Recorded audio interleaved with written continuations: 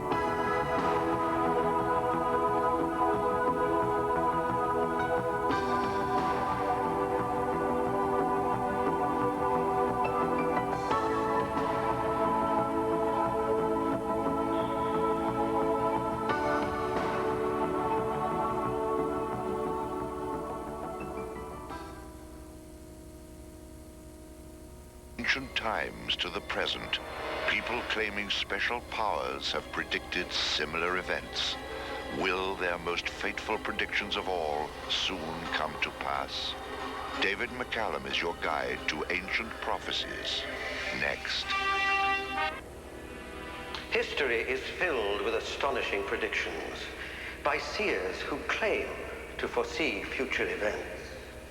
Among them, the Egyptians, the prophets in the Bible, Nostradamus, Edgar Cayce. And all of these have at least one vision in common: the specter of an event yet to come that will change the world as we know it forever. The final judgment, Armageddon.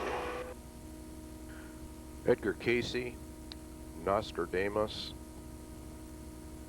Jeannie Dixon, they were all fairly accurate, but there's one group of prophets that hit it right on the head. 100% accuracy 100% of the time. And it's the Holy Bible. Most people reject it, but it is the only book that has properly identified the players spelled out in Iron Mountain.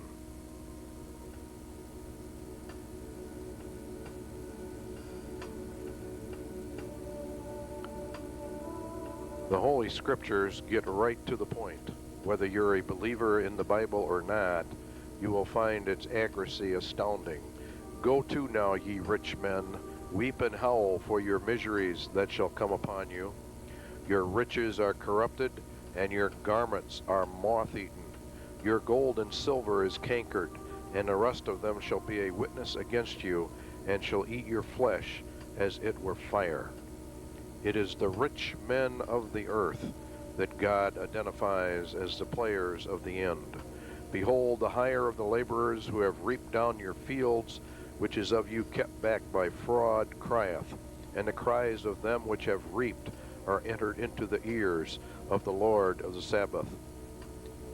This is, of course, a reference to the taxation in which they hold back your wages for taxes, and it is done by fraud. It is done by fraud, essentially, because the laws that were passed were never ratified. Something God knows, but something the vast majority of people do not know. There was a book written, the law that never was, that proves the 16th Amendment was never properly ratified. Ye have condemned and killed the just, and he does not resist you. It is the rich men that kill the people of the earth, and that no man might buy or sell, save he that had the mark, or the name of the beast, or the number of his name. That no man might buy or sell means total economic control. It is an economic slavery system done through the power of money. The stranger that is within thee shall get up above thee very high, and thou shalt come down very low. He shall lend to thee, and thou shalt not lend to him. He shall be the head, and thou shalt be the tail. These lenders come into the country, the nations. They set up central banking, and they take hold of the entire economy of a nation, and they become the bankers that lend to the nation. And it's only the international bankers that lend to nations. They have set themselves up as the chief lending institutions for the nations of the world. In our country, it's the Federal Reserve System, but the Federal Reserve is privately held. James said, "But ye have despised the poor. Do not rich men oppress you and draw you before the judgment seats? Do not they blaspheme that worthy name by which you are called?" In the Psalms it says, "The kings of the earth set themselves, and the rulers take counsel together against the Lord and against his anointed, saying, Let us break their bands asunder and cast away their cords from us." This is a conspiracy of the super rich. And in Revelation chapter 18 it says, "For thy merchants, the merchants of America, Babylon, were the great men of the earth, for by thy sorceries were all nations deceived. And in her was found the blood of prophets and of saints and of all that was slain upon the earth." God points his finger directly to the root cause of all the problems of earth. And it started back when the Rothschild banking cartel was originally set up. He's even in your dictionary if you look it up. He was an English banker, and he had a number of sons, and these sons infiltrated the various nations of the world and formed a central banking system by which they took some of the key nations of the world. It starts with Nathan, and he had a son called Nathan who took over England. Anselm took over Germany. Solomon, Austria. Karl, Italy. James, France.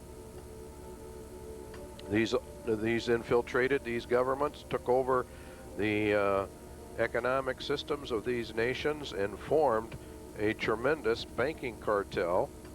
And essentially, these people also are the owners of the Federal Reserve System, which came in and took over the United States of America in 1913. So behind them all, of the Federal Reserve, we have the bankers, the Rothschild Bank of London, Rothschild Bank of Berlin, Lazard Brothers, Warburg Banks of Hamburg and Amsterdam, Lehman Brothers, Cohen Loeb Bank of New York, Chase Manhattan Bank, Goldman Sachs Bank of New York, Israel Moses Sarif Banks of Italy. These are the principal stockholders of the Federal Reserve banking system of the United States of America. You see, the Federal Reserve is not federal, it is private. It issues private stock. It is not a federal system. It has only been authorized through Congress to act in a federal capacity, but it itself is a private banking institution. It is the plan of the international banking cartel, as we will prove to you, to slowly gain total control over all mankind via economic controls. And this is a conspiracy that the Bible talks about in Psalm 2. There have been many books written about it. None dare call it conspiracy by Gary Allen. There's many of them. The Rockefeller Files. On this side of the Atlantic, the Rockefeller family has become a moving power of the international banking system. Death Griffin's Fourth Reich of the Rich. Very interesting reading of how the international bankers have done this. The Unseen Hand, an introduction to the conspiratorial view of history. There are many, many people that do not believe in conspiracy theory. However, when you get done with this, you're going to know there was a conspiracy and that it has been implemented. The Conspirators' Hierarchy, the story of the Committee of 300, is another very interesting book which diagrams out essentially how this works. At the top, he claims, is a Committee of 300. And this Committee of 300 runs virtually everything. The United Nations is right there on the top, and the member nations, of course, branch out and take their orders from the United Nations, which gets its orders from the Committee of 300. You branch off from that, you have Zionism, Communism, Fabianism, Liberalism, Socialism, and also your right-wing parties are controlled by this group. Then you have the Middle East, the kings of Saudi Arabia, the sheiks, whatnot. That is why they are our allies over there. If you come down the line a little more, you'll see British intelligence, and underneath British intelligence comes Interpol, CIA, the Mossad, and other intelligence agencies. Come down a little further, and you have the Royal Institute for International Affairs, which has got the Rhodes, Milner Group, the Round Table groups. They control petroleum, banking, mining, insurance, commerce, and industry. They also control your religious organizations, and a one world government church is what they're gunning for. If you come down a little bit further, you'll find Tavistock, Institute of Human Relations, which is really the psychological arm, and they are the ones who conduct psychological warfare upon the people of the earth to bring about their new world order. Then we have Freemasonry and the other secret societies, and of course down below that we have all of the institutions and the think tanks like Rand, Hudson, etc., etc. And low on the totem pole you see the Trilateral Commission, the Bilderbergers, and the Council on Foreign Relations, which runs essentially the U.S. government and the media in the United States. High on their priorities, of course, is the drug trade, which is the British India company. This is all real. It may seem a shock to you, but it's easy to document. If people would just simply go get the documents, you can prove where all the money goes and how it all fits together. En route to global occupation is an excellent book in which he exposes the New World Order.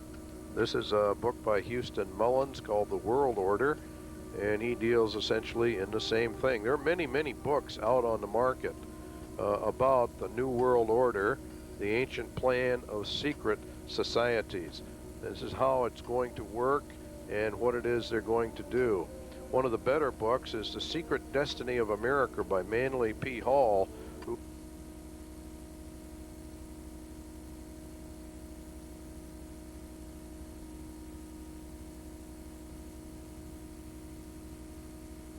in our video, The Covenant, we explore the rich men of the earth. And what we wanted to show you here are some quotes that have actually been made by many very important people to prove out that there is in fact a conspiracy, and that it is primarily a monetary conspiracy.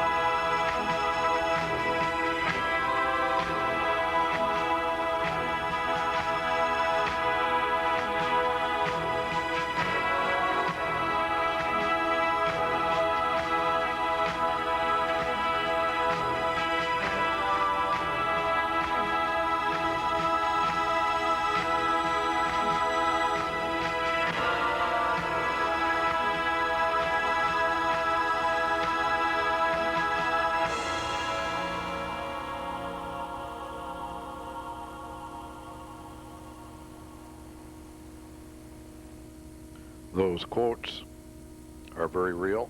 They are all authentic. And now we're going to run another series for you from the same video we did called The Covenant, because it is very essential that you understand and be aware that this is real, and that the only book, the only sacred book in the entire world that speaks of this is the Bible. And it very accurately pinpoints who is behind it all, the rich men of the earth.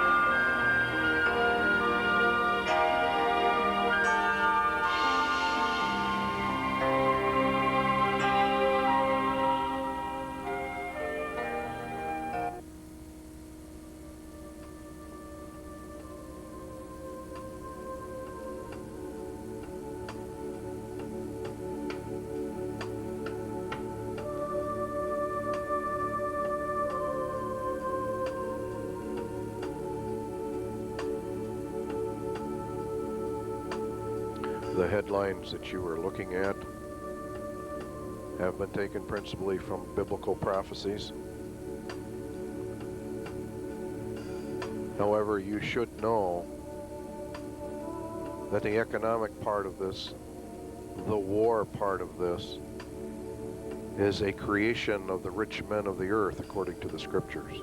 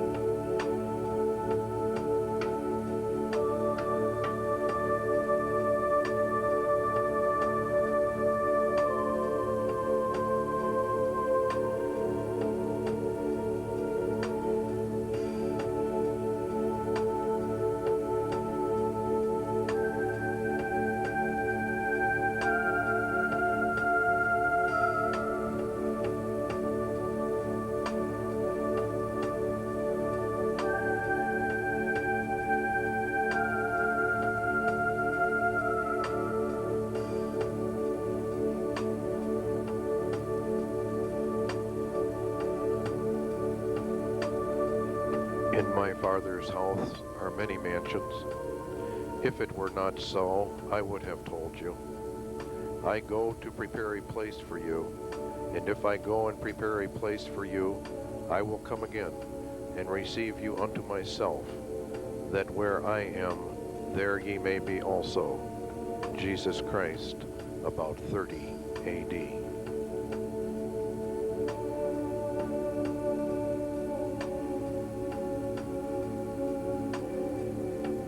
So the rich men forge a conspiracy to take the world. They have an agenda called the Protocols. In the Protocols, they openly said they would use the power of money to accomplish their mission to establish a global slave state. These protocols were found by the government of Bavaria in 1785 by accident. They were being carried by a courier of the Illuminati named Lanz, who was struck by lightning and killed in the town of Ratisbon.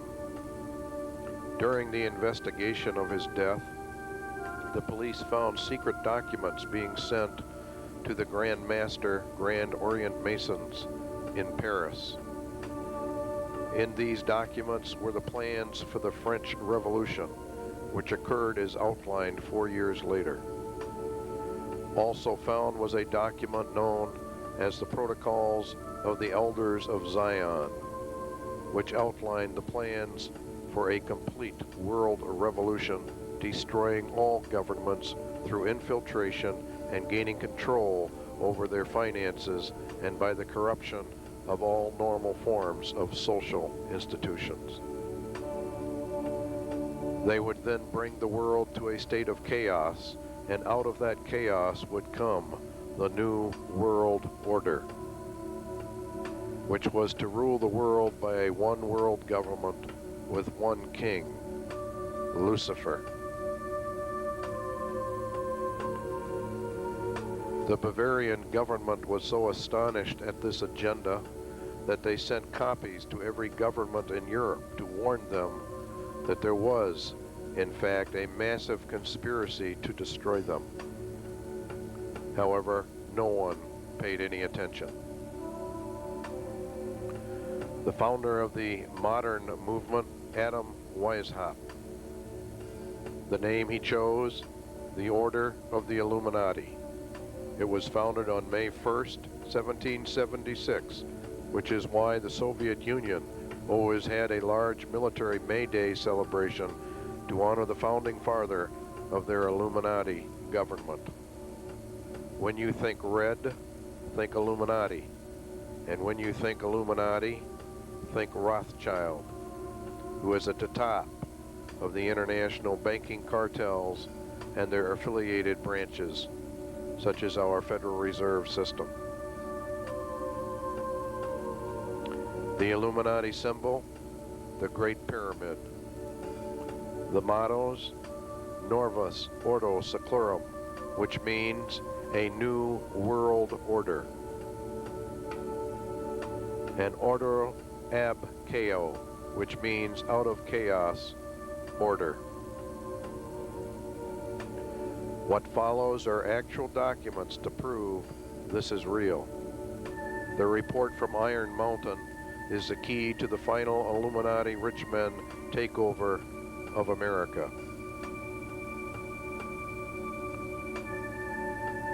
The symbols that you are looking at are real. They have very, very specific meanings to the occult forces in the world. Annuit Coeptus, announcing the birth of the New World Order, Novus Ordo Seclorum. The date on the pyramid, 1776.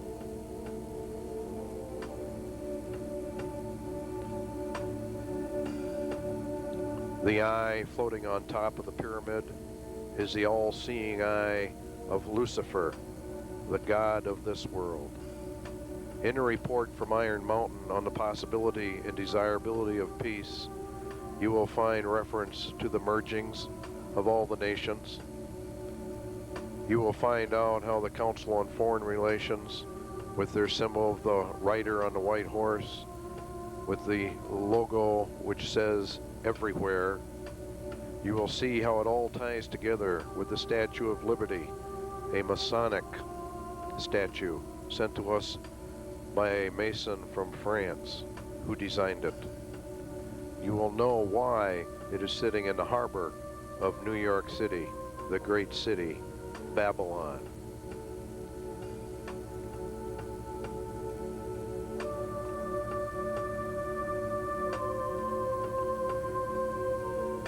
You will also understand the forces behind the United States and the formation of the United Nations, which is going to rise, however, in a modified form to be the supreme ruling apparatus in the world. It is no accident that it sits on American soil.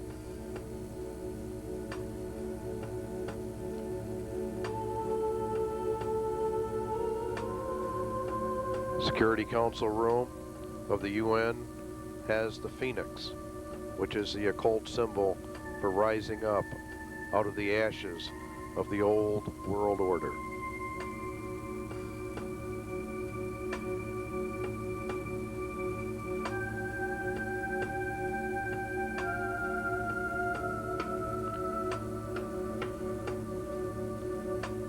Beware the UN. Beware what is going on in the nation of Israel.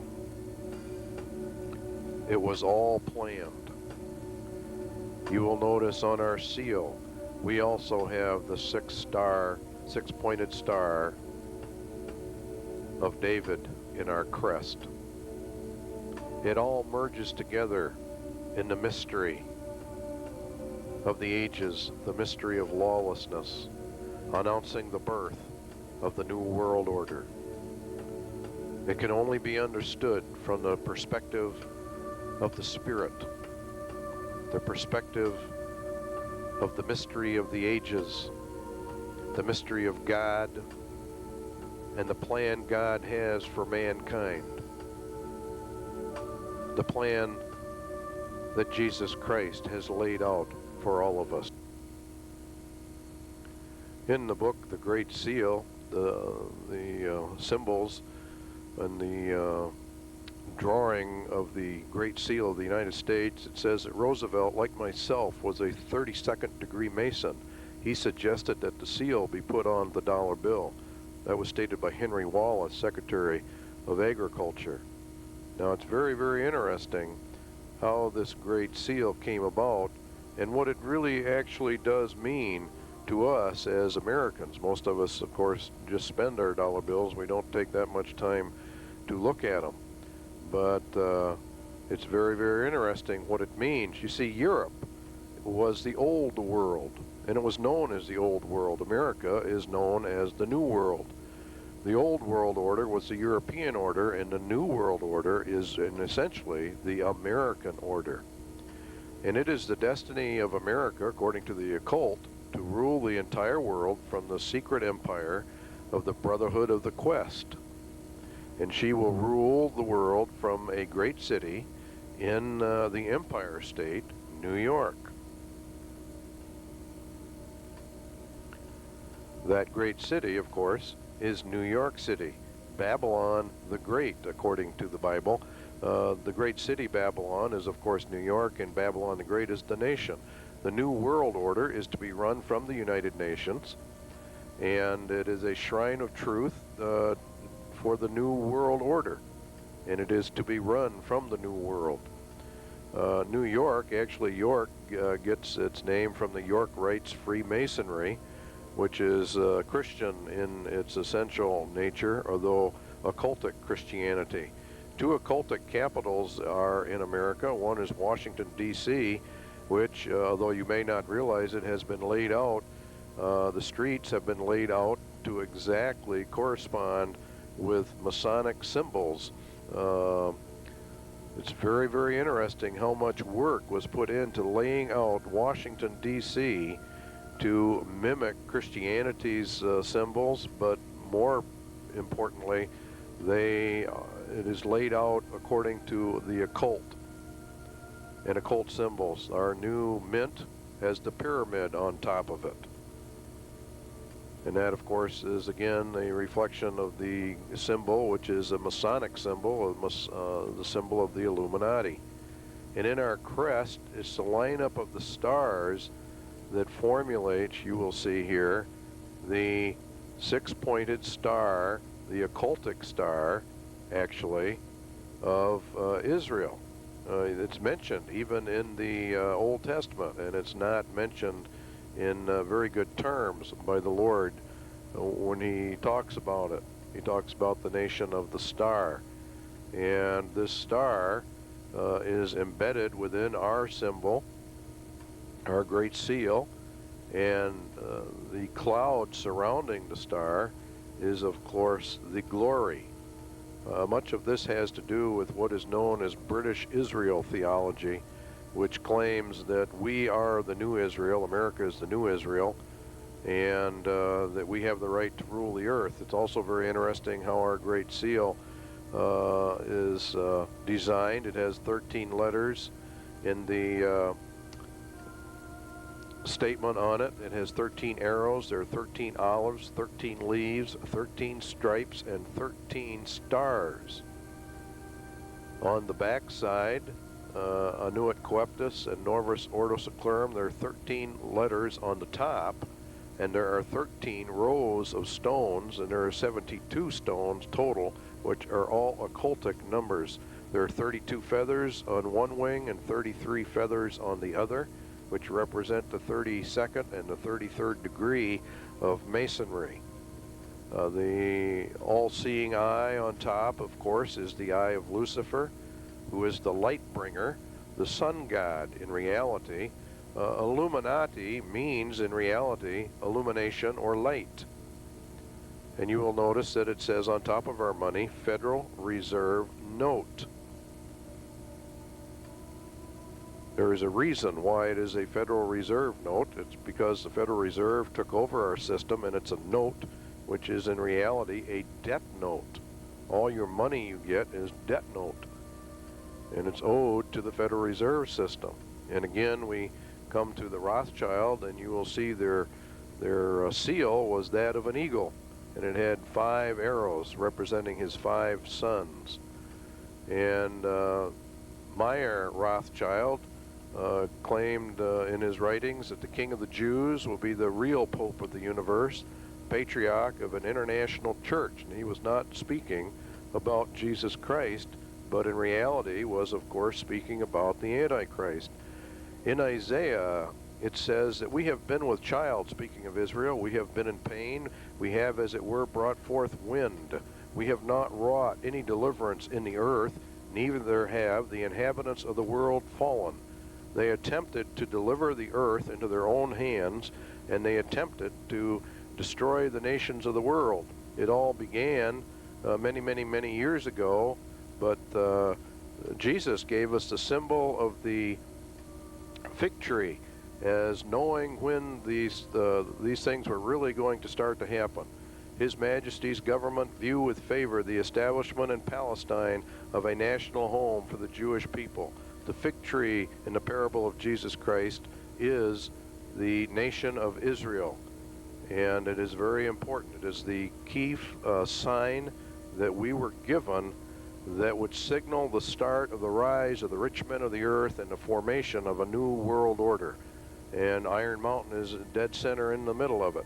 Now learn a parable of the fig tree. When his branch is yet tender and puts forth leaves, you know that summer is nigh. So likewise ye, when ye shall see all these things, know it is near, even at the doors. Verily I say unto you, this generation shall not pass till all these things be fulfilled.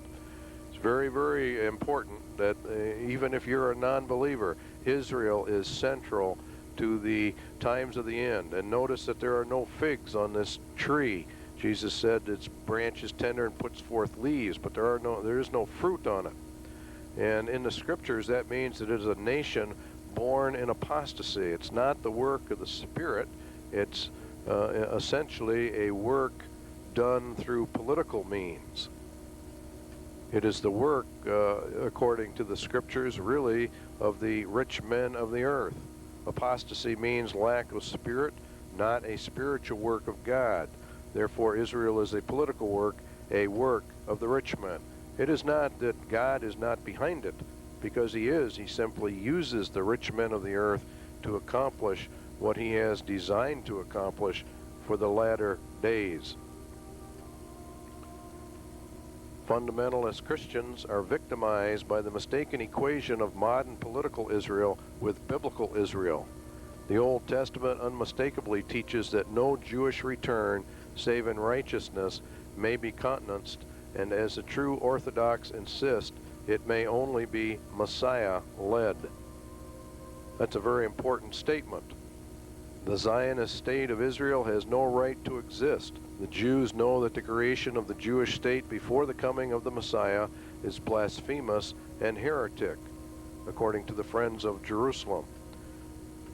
The creation of Israel in the Middle East by the rich men of the earth is the key sign that Jesus Christ gave to the world. And that sign means that the end of mankind's probation upon earth was coming to a close.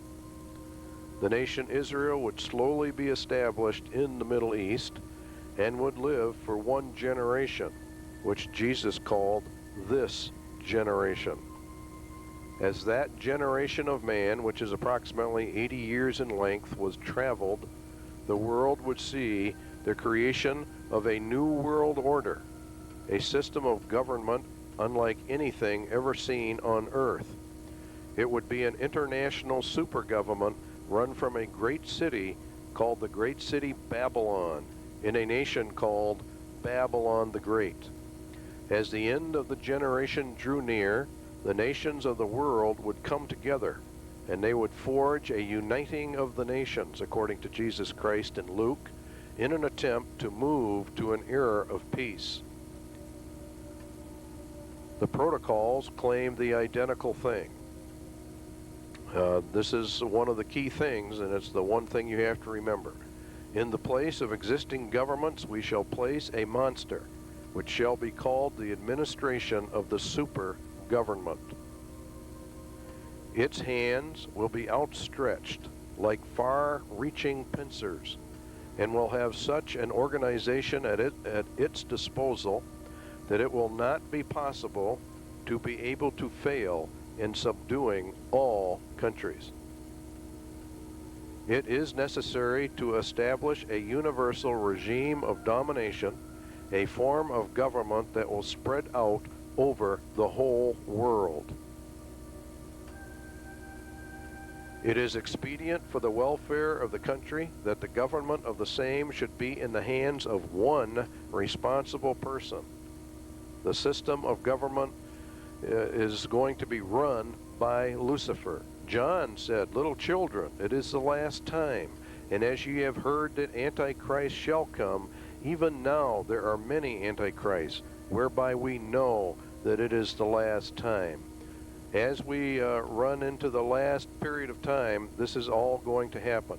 And it was given unto him to make war with the saints, that's the Antichrist apparatus and Antichrist, and to overcome them. And power was given him over all nations and tongues and kindreds. And all that dwell upon the earth shall worship him, whose names are not written in the book of life of the Lamb, slain from the foundation of the world. The formation of the Zionist state in the Middle East, which was the central sign given by Jesus Christ, and the time code of a generation, signals the end of the age.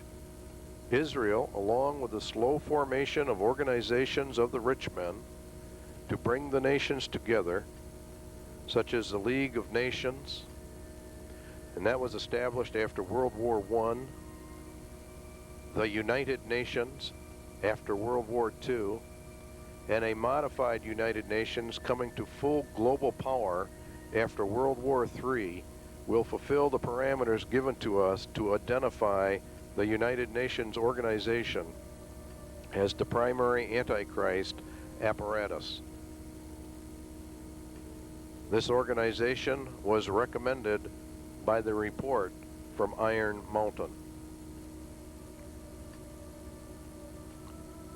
Thus, Israel reforming the rapid rise of the United Nations to power with her global peacekeeping operations, and the report from Iron Mountain all converge and speak of a final era of time, which is very short, approximately 7 years, in which the Antichrist government will appear after a major crisis thought by the world to be Armageddon, and a great world leader will then step forward and lead the world into a false millennium. The United States is right in the middle of this Antichrist movement, for New York City is the financial center of the international bankers, and it is the home of the United Nations, which is a front organization of the rich men. The UN is the primary tool they are using to come to full global power. The report from Iron Mountain was ordered by agents of the United States government, which were members of the Council on Foreign Relations, the CFR, which is one of many rich men organizations, set up to steer them into accomplishing their slave state dictatorship of the world. How did they do it? Well, they did it through warfare. World War I, from 1913 to 1919, the plans were laid for a Russian Revolution. They were going to bring in the Federal Reserve System. They were going to start the formation of Israel in the Middle East. In 1920, the League of Nations. Then in 20 and 21, the Royal Institute of International Affairs was formed, based in London. Council on Foreign Relations was formed, and it was based in New York City. These are all part of the Committee of 300. Council on Foreign Relations has the white horse, and the United Nations on the grounds is a person on a horse. You're going to find that the horse is predominant in the scriptures as well as symbolic of the Antichrist.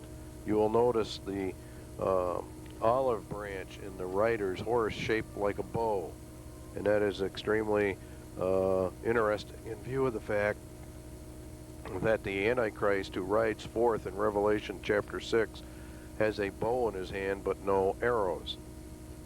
The Antichrist, you have to remember, is a man of peace, but according to the scripture, he uses warfare to advance his concept of peace. In the Council on Foreign Relations symbol is a man on a white horse. And I saw, and behold, a white horse, and he that sat on him had a bow, and a crown was given to him, and he went forth conquering and to conquer. A white horse is always symbolic of the good people. And an angel of light appears to the people as being good. And that is exactly what the scripture said, that Satan would appear as an angel of light. Well, 1940 to 1945, we had World War II. Russia was then brought up to full parity with the West, and the United Nations was founded, based in New York City, and it was CFR and communists that were instrumental in the formation of the UN Charter and the United Nations. That's a matter of congressional record. Anybody can check it out that doesn't believe it. 1945 to 1954, the international bankers pit America against Russia. They finance both sides in a gigantic arms race, which allows for the development of weapons and weapon systems that will be later used to control the world when they merge the systems together. The systems that will later be used to control the world are all financed by the citizens of each country via sacrifice and taxes, because if they don't opt for a huge military budget, their enemies, they are told, will destroy them. So the United Nations is slowly brought to the forefront as the only hope for mankind. In 1954, the Bilderberger Group forms, and it is one of the most powerful bodies in the elite because of the power structure of its membership. 1955 and beyond, 1968, the Club of Rome is formed, based in New York, The Club of Rome issues a Global 2000 report, and that calls for the rollback of the populations in the world. In fact, that is part of the agenda of Iron Mountain, is the rollback of the populations. 1973, the Trilateral Commission is formed based in New York, and that's a David Rockefeller institution. He was the chairman for many years. Now he's honorary chairman. Their symbol is actually 3 sixes. The United Nations increases activity in affairs of sovereign nations, and the world leaders begin to call for the United Nations to be brought to full power. That's what you're watching on TV with the Bosnian situation developing in the Middle East. 1987 and beyond, the final decade, the Soviet Empire collapses. The last phase of the agenda was the supposed breakup of the Soviet Union. This was called for by Karl Marx as the last phase to take the United States. The peace overtures, such as Glasnost, were designed to lull the Americans and the American military leaders to sleep. The United Nations is a communist organization. Its charter is communist. The Soviet Union elected to use the United Nations as the force to infiltrate the United States as a peacekeeping force, using Russian-trained troops and Russian military vehicles. These forces were brought into America under the noses of the Americans, accomplished under Public Law 87-297, which was passed by Kennedy in 1961. Thus, the Soviet Union is right now conducting a silent invasion of the United States under the guise of UN training. The shutdown of American military bases, with the United Nations taking them over, allows the Illuminati to bring in an entire Soviet and other alien invading forces, train them right in America, and then strike from within when the time is right. The Bible prophets agree. America is to be infiltrated and then destroyed from within.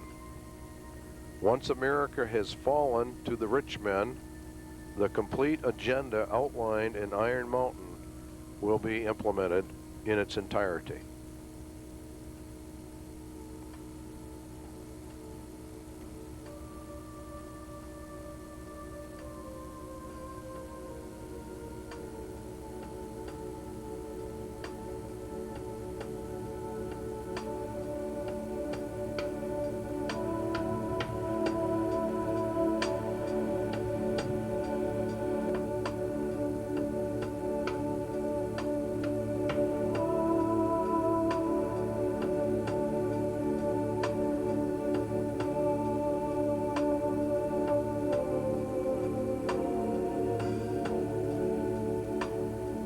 And ye shall hear of wars and rumors of wars. See that ye be not troubled, for all these things must come to pass, but the end is not yet. For nation shall rise against nation, and kingdom against kingdom, and there shall be famines, and pestilences, and earthquakes in divers places.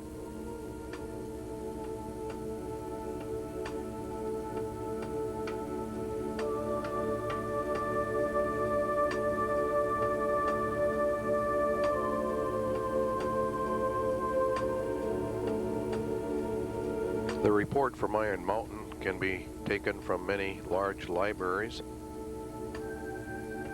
With the introduction material was written by Leonard Lewin, who interviewed and made contact with John Doe, the person who actually wrote it. In our particular library here, you can see it was, the last time it was checked out was May in 1968. Not many people know anything about it.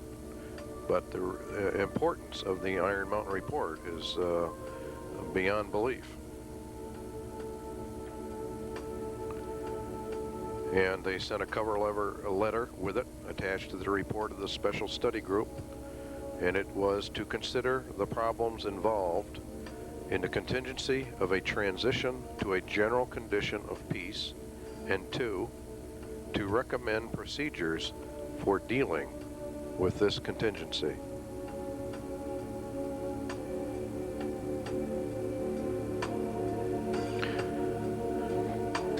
It was dated 30 September 19 66.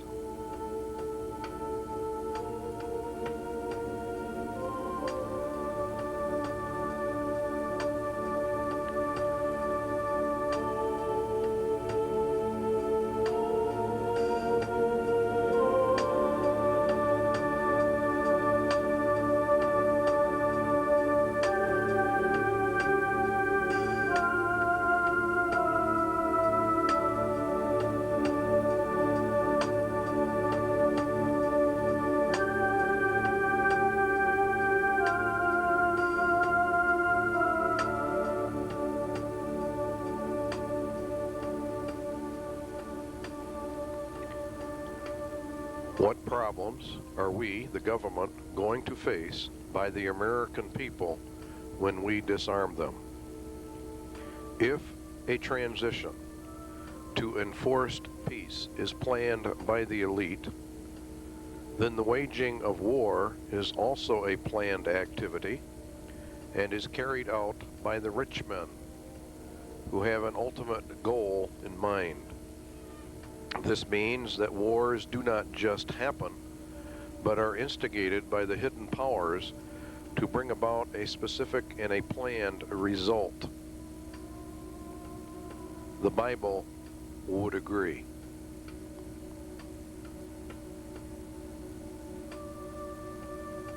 From whence come wars and fightings among you? Come they not hence, even of your lusts that war in your members? Ye lust and have not, ye kill and desire to have and cannot obtain. Ye fight and war, yet ye have not, because you ask not.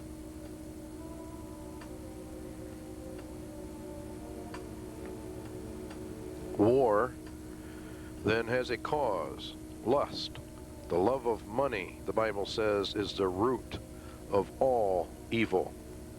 Now the word love means avarice, covetousness, the love of money.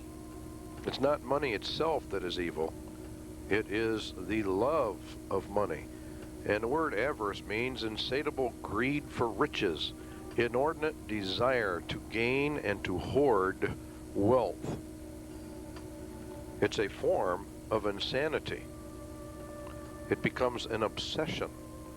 Go to now, ye rich men, weep and howl for your miseries that shall come upon you. And it says that ye have heaped together treasure in the last days, there in verse 3, the last part. They are heaping together all their treasures. In other words, they hoard all the gold, silver, diamonds, money, stocks, everything. It becomes an obsession with power. And that's exactly what avarice is. Ye have heaped together treasure for the last days. It's greed. Insatiable greed. These people cannot get enough money and they cannot get enough power. If we go into some of the more ancient writings about the world revolution and the plans to upset all the nations of the world, soon we will start organizing great monopolies, reservoirs of colossal wealth. That was found in the protocols. We established this new aristocracy on the wealth of which we had control. This whole system is one of money and power, and it's based on wealth of which the inner elite had total control over. We must improve and regulate the state monopolies which we have established, and thereby prepare for state monopolization. Now, Lenin was a mere runner for the Illuminati. He was a front for the Illuminati. We advocate a merciless dictatorship. And that's exactly what the protocols have to say. They're going to kill anybody that doesn't go along with it. The goal is a worldwide dictatorship using the power of money to establish it, to bring all peoples of the world into a system of one world government. The plan has been established for many years, was written down in the protocols. It's in the Communist Manifesto, the Humanist Manifestos 1 and 2, and the New Age plan, and they're all documented, and you can track them down usually in large libraries and read it for yourself. They all have the same essential aspects to the plan, and that is the toppling of our present governmental systems and the bringing in of a new world order. The plan uses the power of money to gain control, and that is why the Bible places the blame squarely on the rich men of the earth.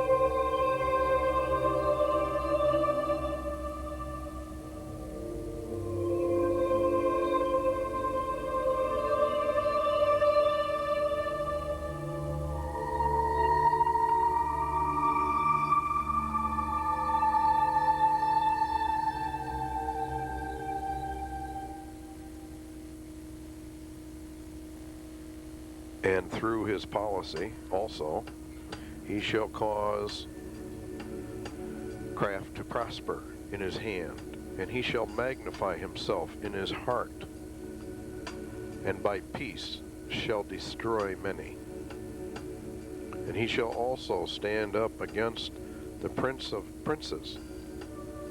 And I saw when the Lord opened one of the seals, and I heard as it were the noise of thunder, one of the four beasts saying, Come and see. And I saw, and behold, a white horse, and he that sat on him had a bow, and a crown was given unto him, and he went forth conquering and to conquer. This is a direct reference to the Antichrist. This whole system, as we said, started in 1776. Adam Weishaupt of the Illuminati. There have been many, many books written about this that date back in the 1800s, 1700s. Proofs of a Conspiracy, written in 1797. This is not something that's new. There have been many, many people that have been aware of this conspiracy to destroy the nations of the world for quite a long time. Here's another one written in 1798 called the Anti-Christian Conspiracy, or the Conspiracy of the Antichrist. The view of the New England Illuminati, destroying the religion and government of the United States.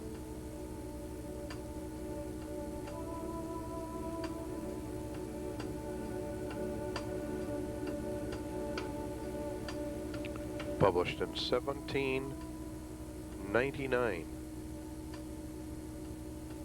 The Science of Government, founded on natural law, Clinton Roosevelt. 1841.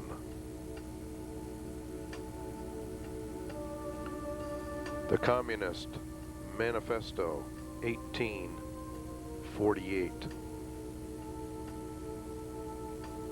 Philip Drew, Administrator, The Story of Tomorrow. Tells you the actual inside agenda of the rich men of the earth and how they are going to set it up. 1919 it was published.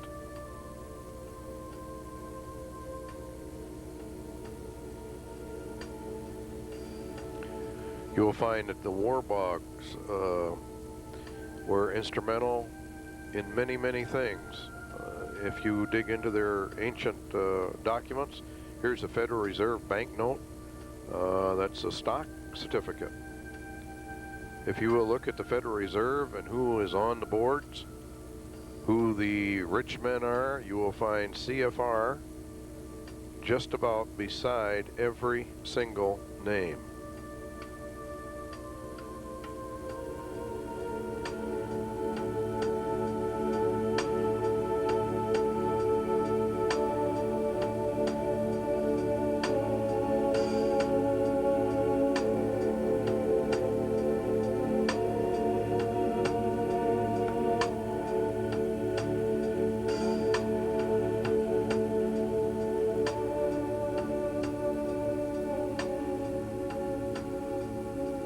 The CFR is the controller of the American economy, the American military, and of course the people on the monetary boards of all the major banks are all Council on Foreign Relations, or they are Trilateral Commission people. They always go overseas, or a good share of them do, to the Bilderberg meetings that are usually held in Europe, where they pick up their running orders for the coming year. One of the few newspapers that reports on it is the Spotlight publication. A lot of people do not like the Spotlight. They feel they're anti-Semitic, which they really are not if you view it properly. They are America first. We're not sure what the actual agenda is of these people, but much of what they report on is very, very true. And we recommend them strictly for the intelligence value of their publications. If you wish to disregard their religious slants, which by and large they keep out of. But as you can see here, all your major banks, your manufacturers, Hanover directors, they're all CFR, or the TC stands for the Trilateral Commission. How was the group formed in Iron Mountain? It started with some of the new people who came in with the Kennedy administration, mostly I think with McNamara, Bundy, and Rusk. They were impatient about many things. Well, McNamara, Bundy, and Rusk were connected to the Council on Foreign Relations. In fact, Council on Foreign Relations, since its inception, has infiltrated and gained control over the United States government. The CFR has openly stated it wishes to place America under the United Nations dictatorship. Then they go on to say, but what helped most to get it moving were the big changes in military spending that were being planned, plants being closed, relocations, and so forth. Most of it wasn't made public until much later. You see, this has always been planned. This was not something that just came about. The Cold War and the collapse of the Cold War, so-called, were planned. All of this had been planned by the elite, proving the American people have no say whatsoever over the direction of American policy in any area. This remark proves the conspiracy of the rich men found in Psalm 2, verses 1 through 3, and it is true. This is a hidden conspiracy, and it moves forward to the goal of one world government at any cost. And it does not matter who is elected to office, for it will not be stopped. The phase down of the American military machine was begun in 1961 under John Kennedy in preparation for America going under the United Nations.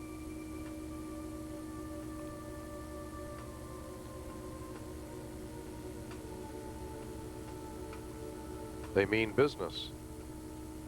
This has been planned for hundreds upon hundreds of years.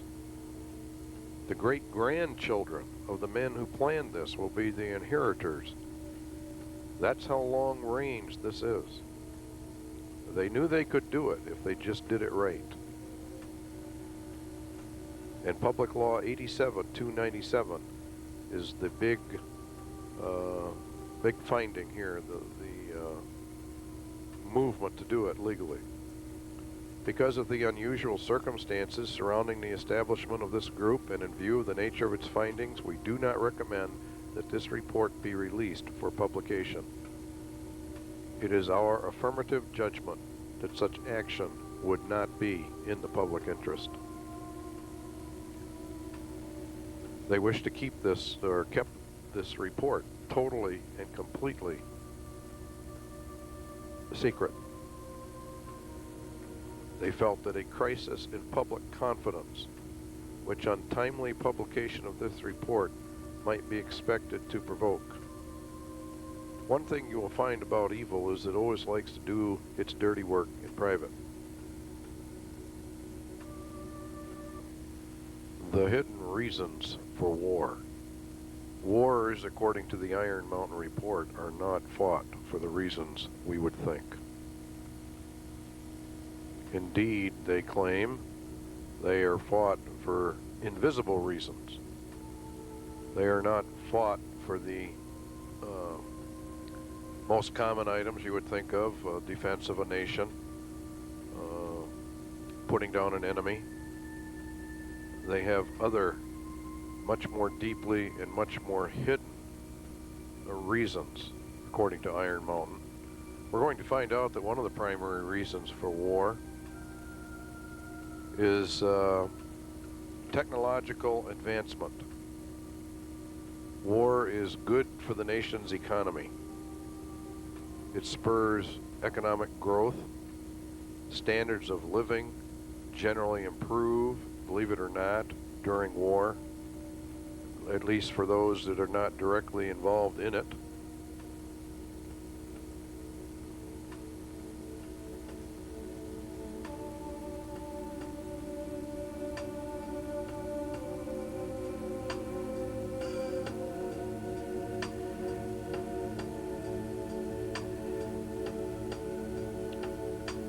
It is an incorrect assumption that war, as an institution, is subordinate to the social systems it is believed to serve. Few social cliches are so unquestioningly accepted as the notion that war is an extension of diplomacy. It is an incorrect assumption that war, as an institution, is subordinate to the social systems it is believed to serve. The point is that the cliché is not true, and the problems of transition are indeed substantive rather than merely procedural. Although war is used as an instrument of national and social policy, the fact that a society is organized for any degree of readiness for war supersedes its political and economic structure. War itself is the basic social system. That's a very important statement. War itself is the basic social system within which other secondary modes of social organization conflict or conspire. In other words, war itself is the glue of civilizations, and it is what holds nations together.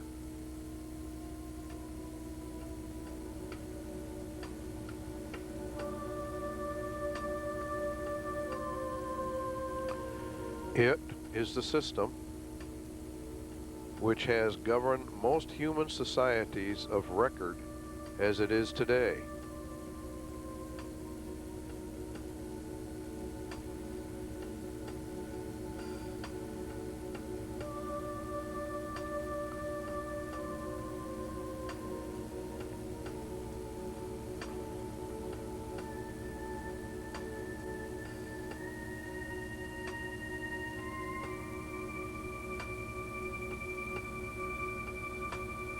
It is a system that holds all your nations together, according to Iron Mountain. Wars are not caused by international conflicts of interest. Proper logical sequence would make it more often accurate to say that war-making societies require and thus bring about such conflicts. The capacity of a nation to make war expresses the greatest social power it can exercise. War-making, active or contemplated, is a matter of life and death on the greatest scale, subject to social control. It should therefore hardly be surprising that the military institutions in each society claim its highest priorities. Well, that means basically what it says. It means that the military budgets are going to receive all the money and all the attention, and all the research and development will be orientated towards the defenses or the aggressive nature of a society. But there are other, broader, more profoundly felt functions of war in modern societies. It is these invisible or implied functions that maintain war readiness as the dominant force in our societies.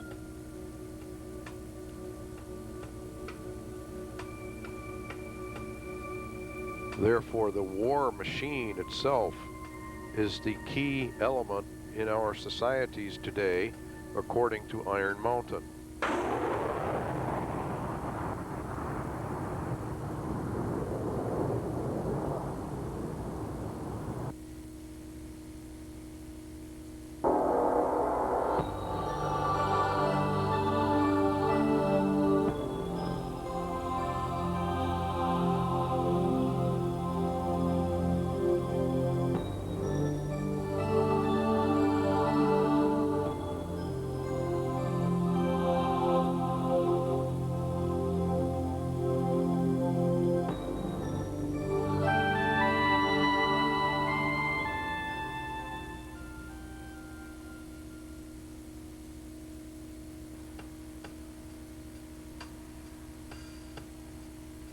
In the case of military waste, there is indeed a larger social utility.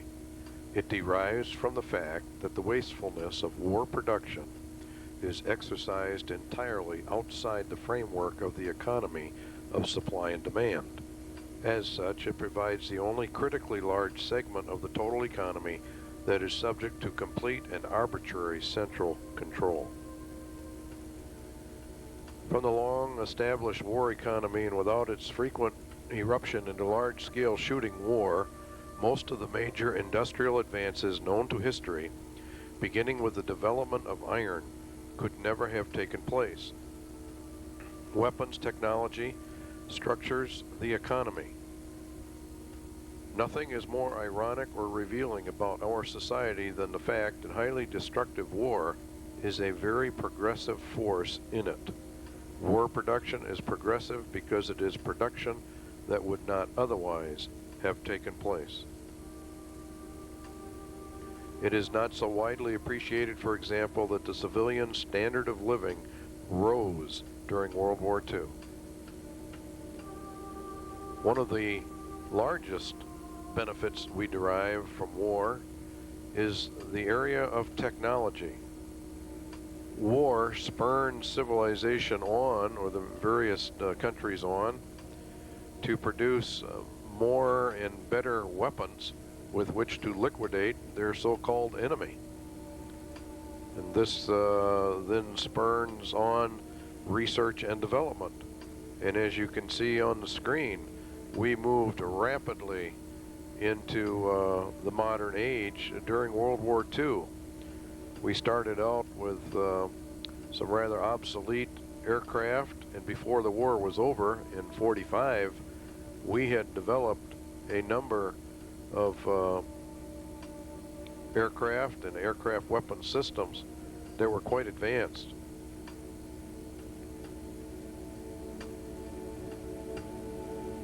We developed the nuclear bomb. The jets came soon after. That's a B-52 lifting off. And since that time, we have made tremendous strides in our aircraft and aviation technology, which has many spin-offs. The space program, technology likewise. That's where a good share of everything you use in your home, all the modern conveniences that you have, are actually spin-offs from the research and development that goes into the technology of war.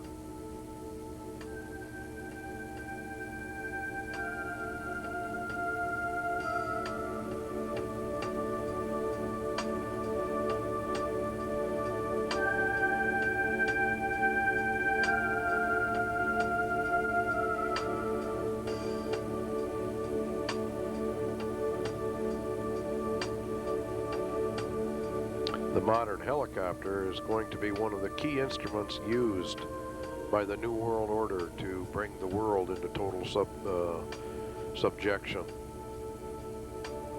And its variants, vertical lift takeoff jet aircraft.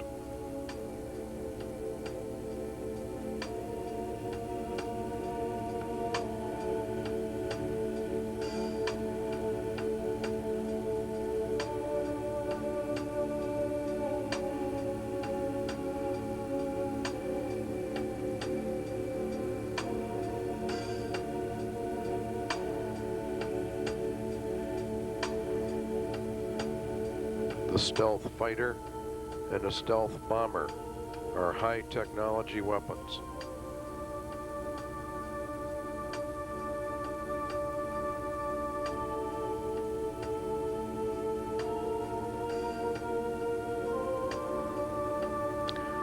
The unfortunate thing about technology and the nature of man is that as soon as the technology is developed, it is turned against man for control. And because man's heart is basically evil, according to the scriptures, whatever technology is developed for war and controlling people, and generally not for the good of people. Ultimately, any weapon that is developed will be used.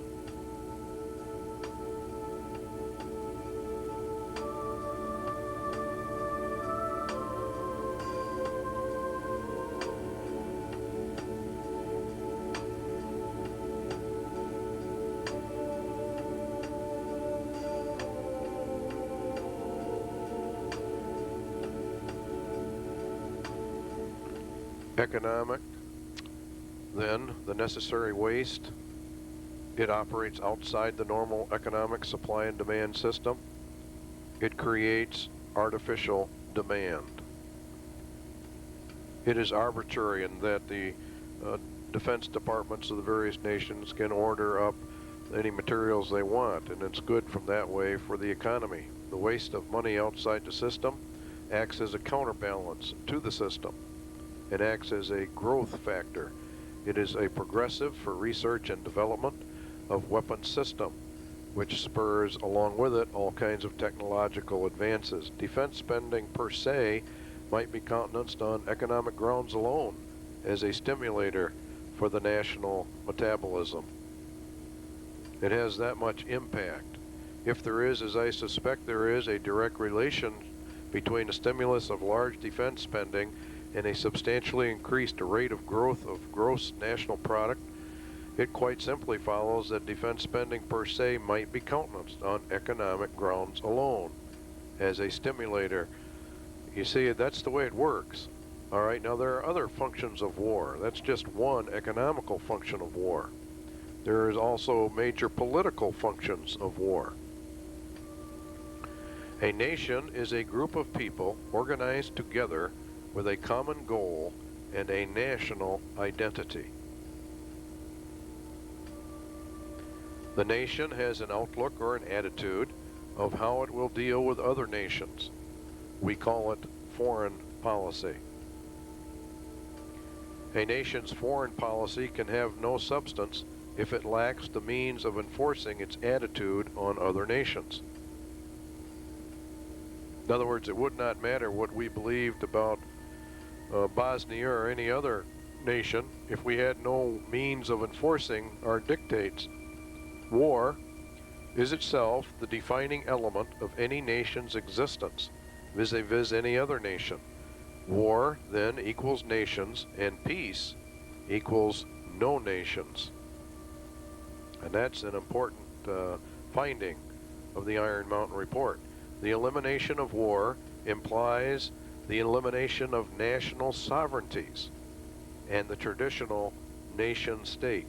In other words, if we move into an era of peace, and the United Nations is an instrument of peace, so it says, then we must give up our national sovereignties and our constitutions. The war system not only has been essential to the existence of nations as independent political entities, but has been equally indispensable to their stable internal political structure. Without it, the war system, no government has ever been able to obtain its ability, we should say, the right to rule. It has to have a reason to rule over its people. And that reason is war. It's very, very interesting how they have set this entire thing up. The possibility of war provides a sense of external necessity without which no government can remain in power.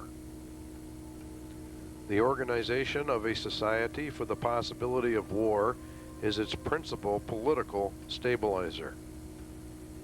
It is what kept the Soviet Union together, according to Iron Mountain, was the constant threat of war. And what held America together was the constant threat of war of the Soviet Union. Now you have to understand, this is a report of the rich men. However, much of what Iron Mountain has to say is basically accurate. The basic authority of the modern state over its people resides in its war powers.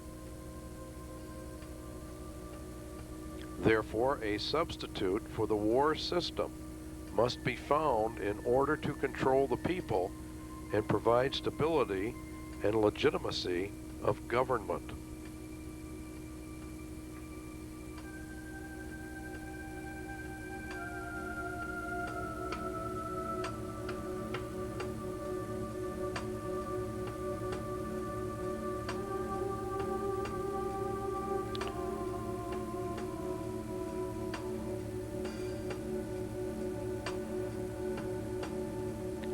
Obviously, if the war machine is discarded, new political machinery would be needed at once. What they're saying is they have to have a substitute for the war machine, or they won't be able to control the people.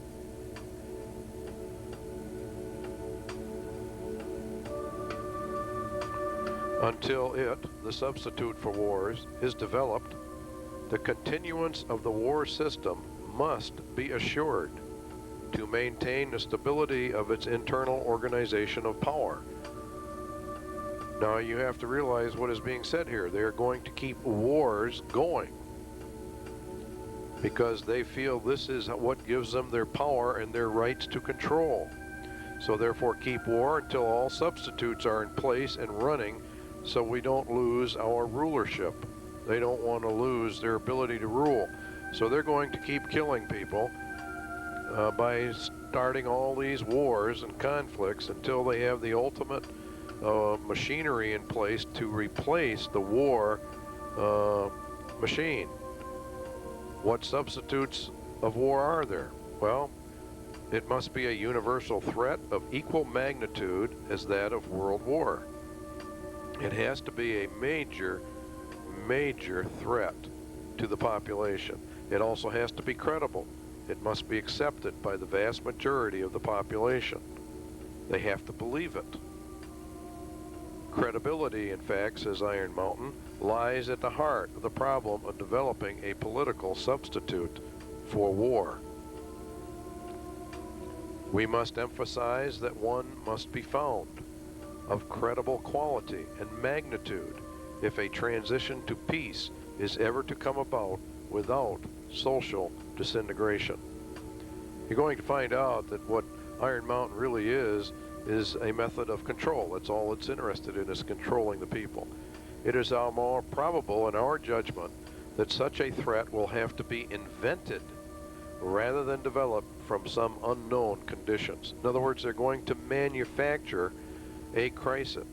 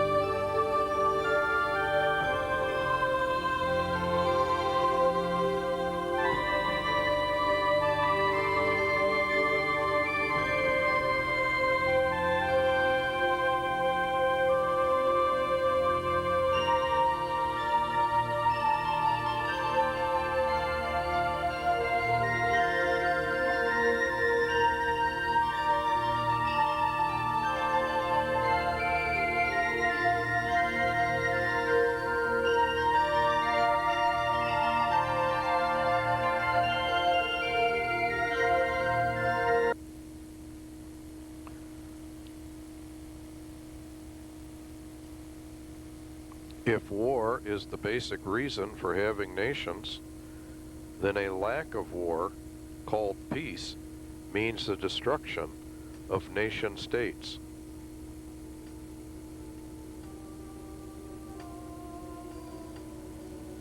If nations are to be destroyed, then a replacement governmental system must take their place.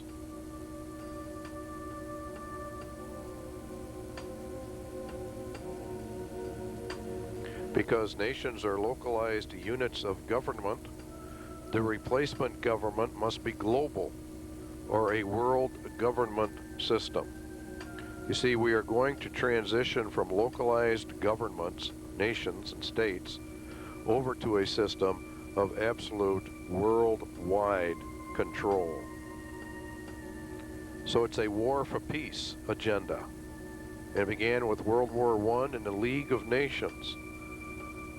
The Organization of Nations of the World, the League of Nations, was to promote world peace and cooperation that was created by the Treaty of Versailles.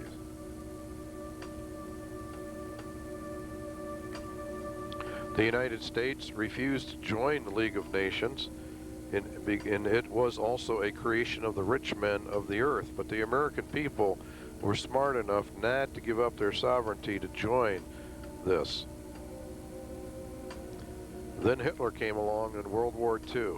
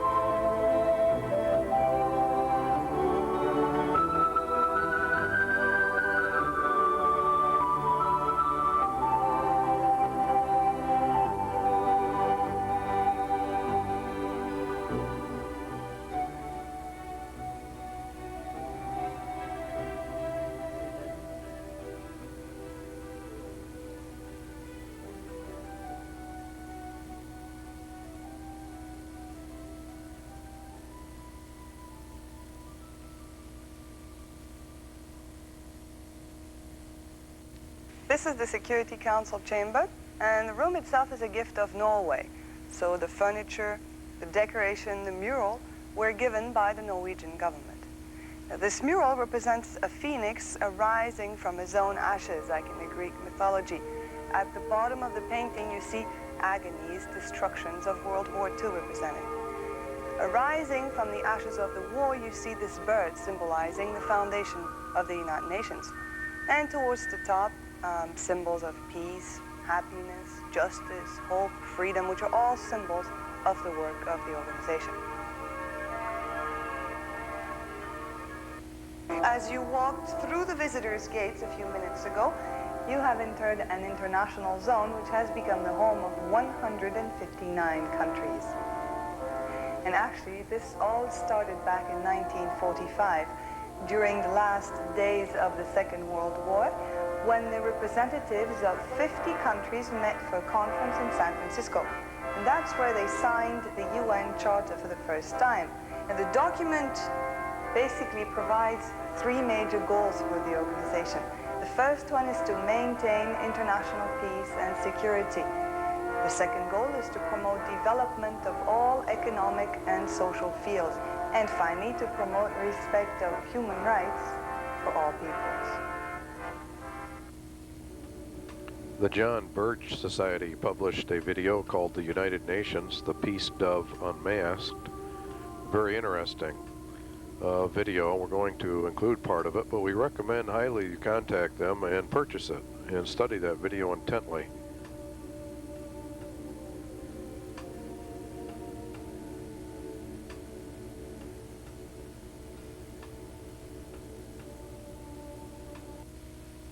For almost 30 years, Americans have been conditioned to accept the United Nations as humanity's savior. The propaganda barrage began long before the birth of the UN in 1945. So successful has this campaign been that virtually no major American political official of the last decade has dared to challenge the UN for fear of committing political suicide. While most people involved in the campaign to sell the American public on world government were idealistically, if mistakenly motivated, others knew exactly what they were doing.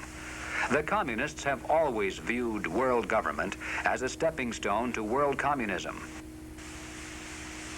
Joseph Stalin, in his book Marxism and the National Question, laid down a three-pronged blueprint for bringing the nations into a world government, and then using this as a mechanism for Soviet world domination. Stalin's plan was, first, bring all nations together into a single world system of economy. Second, force the advanced countries to pour prolonged financial aid into the underdeveloped countries. Third, to divide the world into regional groups as a transitional stage to establishing a world dictatorship of the proletariat. Stalin was an agent of the Illuminati. His book, Marxism and the National Question, follows the Bible prophets exactly. Bring all nations together into a single world system of economy. The stranger that is within thee shall get above thee very high, and thou shalt come down very low. He shall lend to thee, and thou shalt not lend to him. He shall be the head, thou shalt be the tail. And that no man might buy or sell, save he that had the mark or the name of the beast or the number of his name. Second, force the advanced countries to pour prolonged financial aid into the underdeveloped countries. A sword is upon their horses, said Jeremiah, and upon their chariots, and upon all the mingled people that are in the midst of her. This is America, Babylon, and they shall become as women. A sword is upon her treasuries, and they shall be robbed. And this is exactly how the communists are doing it. They're making us fund all these smaller countries through the International Monetary Fund, which American taxpayers support.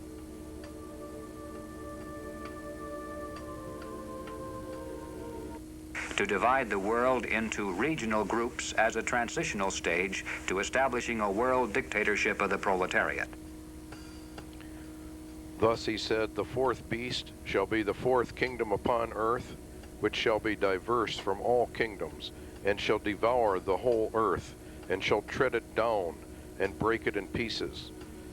A word study on that means that it divides up the earth, and it forms regional arrangements, which is exactly what the UN Charter calls for in Chapter 8. Once established, the United Nations begins to show its true colors to the world. And those colors are not very pleasant. And we will now go back to Iron Mountain and tie this together to what is happening in America today.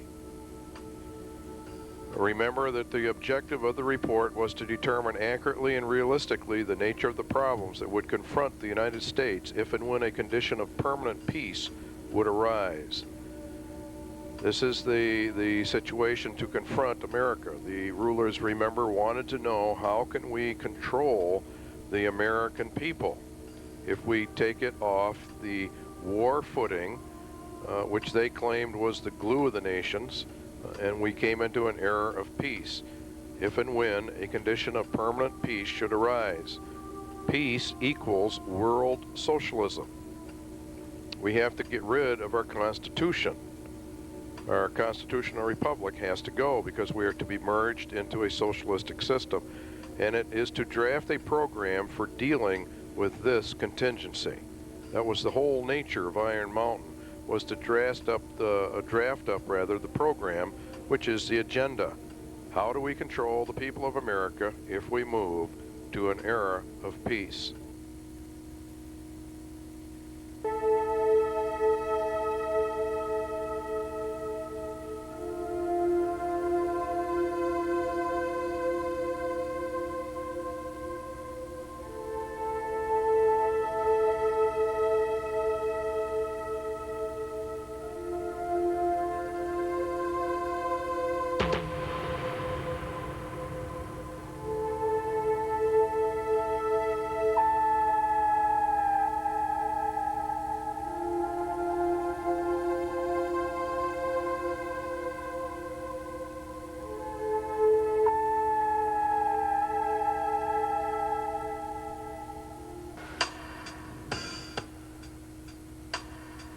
In 1961, Public Law 87-297 was passed, paving the way for the United States to go into the United Nations and to disarm.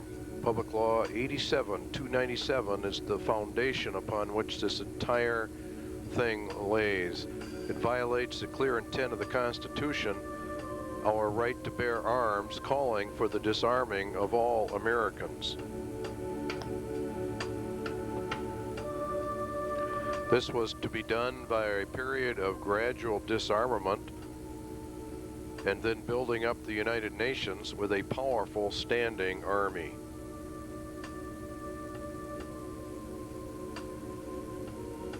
The evidence suggests a CFR Trilateral Commission Bilderberg connection, the rich men of the earth, the merchants of Babylon, and the killers of the just, according to the Bible. The report concerns itself with a globalist agenda, and the conclusions reached have been advanced by these groups.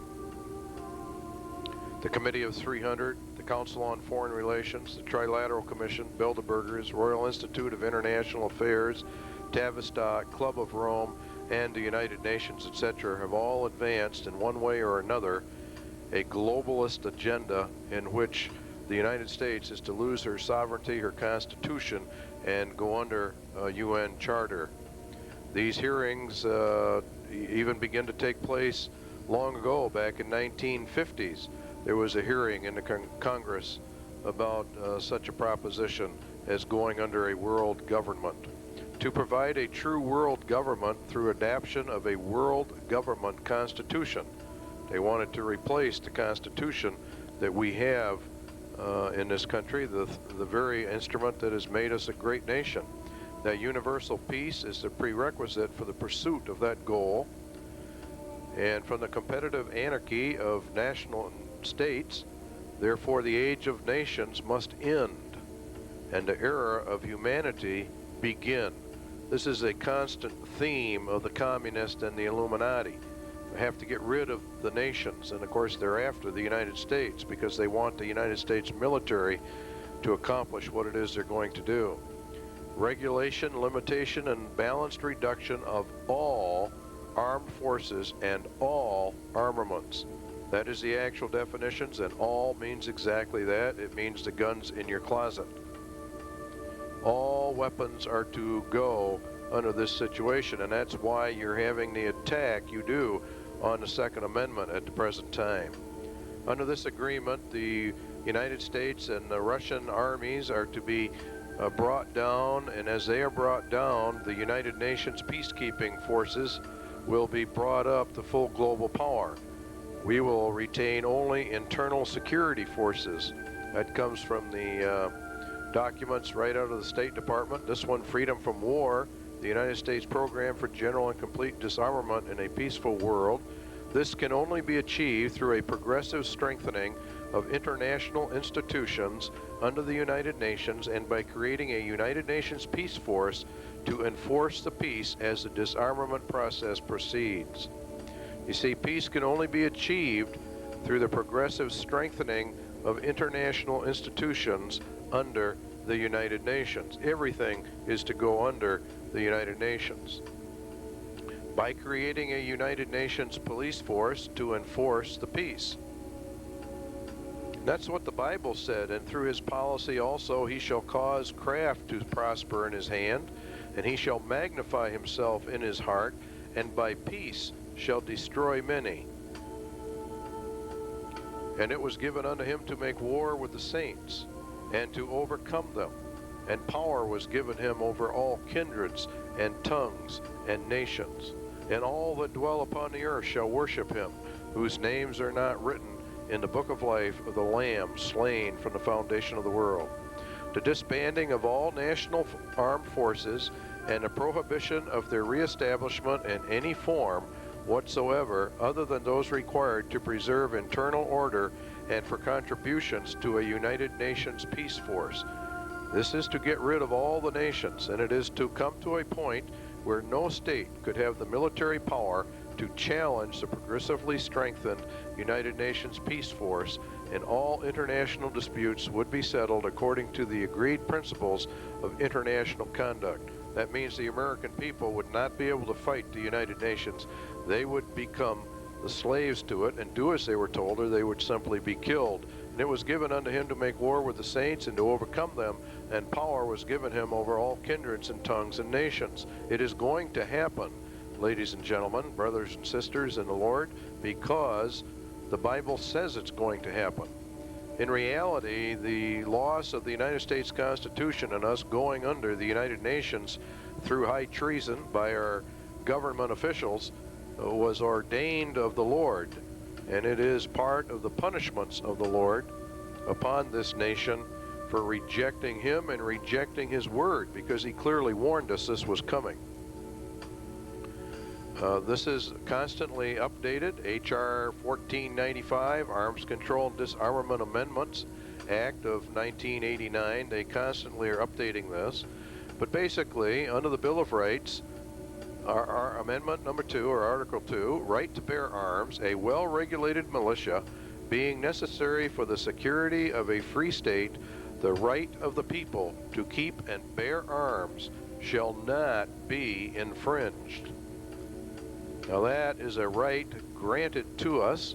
It is not a right the government can take away because they happen to feel like we should go under a globalist society.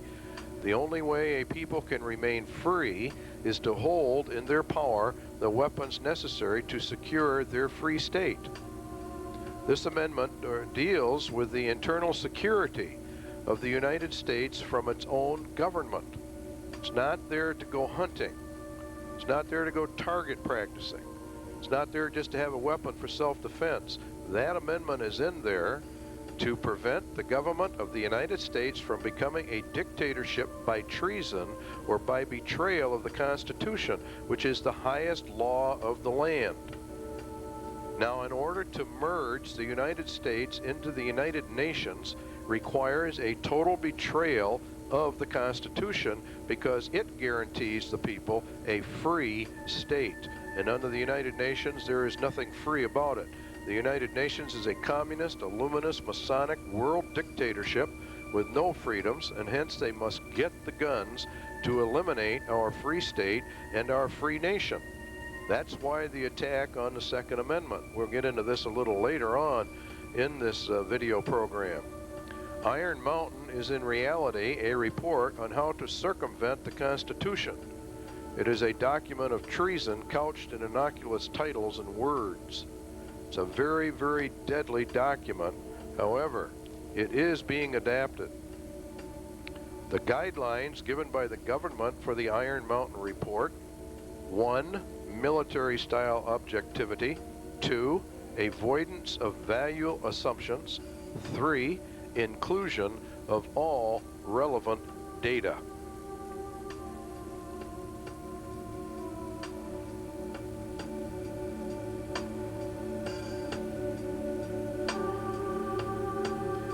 It is to be immoral. It is just like a computer is amoral. It simply deals in facts and data. It does not have any mercy. It has no compassion, right or wrong, good or evil. This viewpoint of government objectivity began to surface after World War II. It is a report on the handling of men, women, children, and babies on the basis of herd or animal management, and it is without regard to any morality. It reduces people to objects.